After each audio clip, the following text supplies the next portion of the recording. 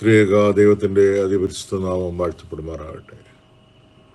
പ്രിയപ്പെട്ടവരെ, ഏവർക്കും സ്നേഹവന്ദനങ്ങൾ.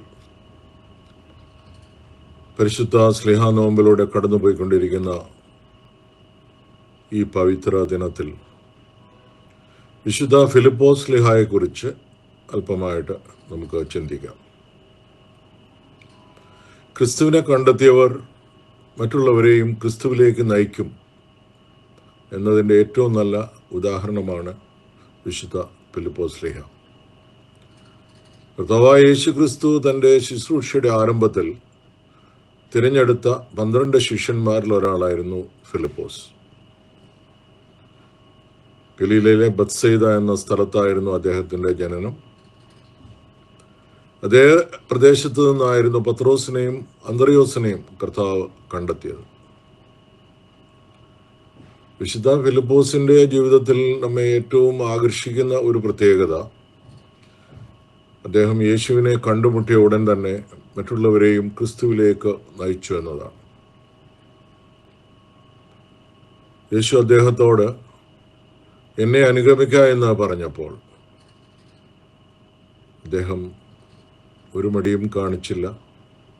ഉടനെ തന്നെ തൻ്റെ സുഹൃത്തായ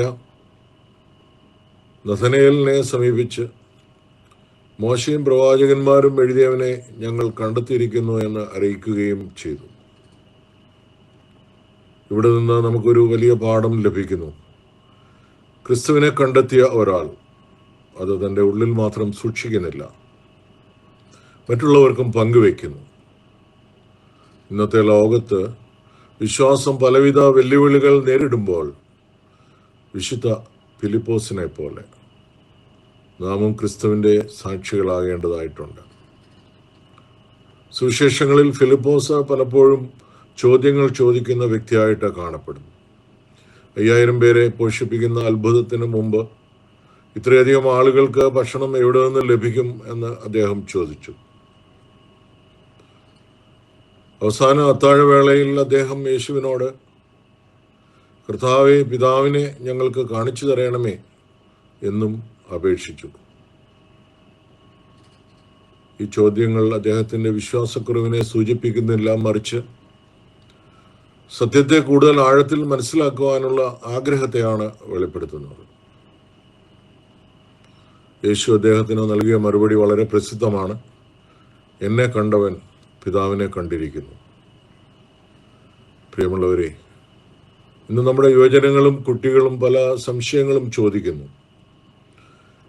ചിലപ്പോൾ വിശ്വാസത്തെക്കുറിച്ചും സഭയെക്കുറിച്ചും ചോദ്യങ്ങൾ ഉയർത്തുന്നു.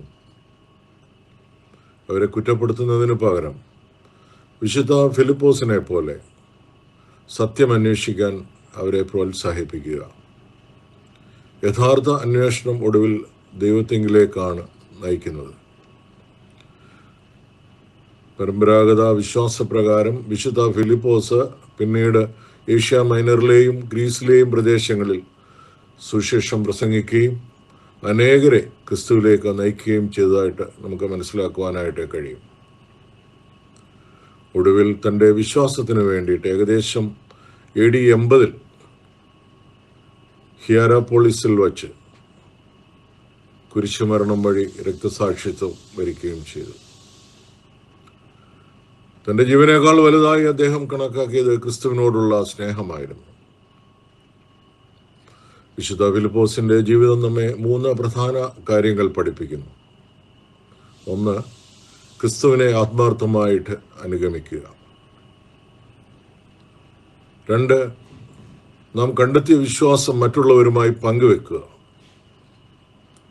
3, സംശയങ്ങൾ ഉണ്ടാകുമ്പോൾ സത്യത്തെ അന്വേഷിക്കുകയും ദൈവത്തിൽ ഉത്തരങ്ങൾ കണ്ടെത്തുകയും ചെയ്യുക.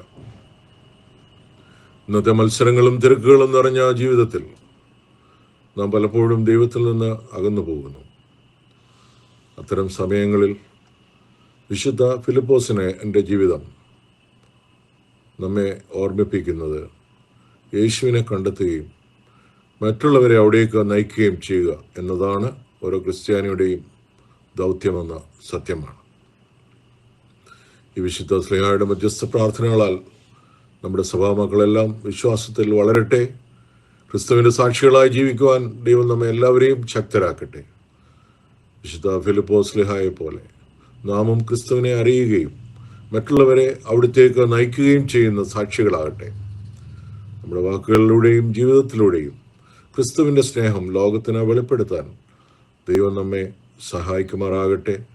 ദൈവനാമം മാത്രം മഹത്വപ്പെടുമാറാകട്ടെ.